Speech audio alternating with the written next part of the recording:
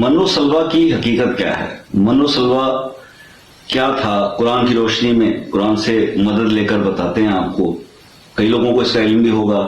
اور بنی اسرائیل پر یہ جو نوازش اللہ پاک نے کی، تو بنی اسرائیل نے کون سی نافرمانی کی جس کی وجہ سے یہ معاملات ان سے یہ رحمت چھین لی گئی اور یہ نعمت ہٹا لی گئی؟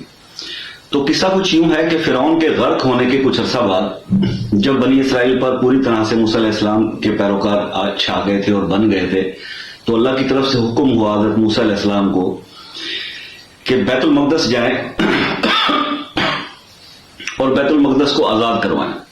بیت المقدس پر اس وقت ایک بہت ہی ظالم قسم کا قبیلہ، ایک قوم جو ہے وہ مسلط تھی، عمالقہ نام کی، جو کہ بہت ہی بے رحم، جنگجو اور بہت لڑاکے لوگ تھے۔ خیر، بنی اسرائیل کی اپنی قوم کو تیار کیا حضرت موسیٰ علیہ السلام نے اور روانہ ہوئے بیت المقدس کی طرف کہ اللہ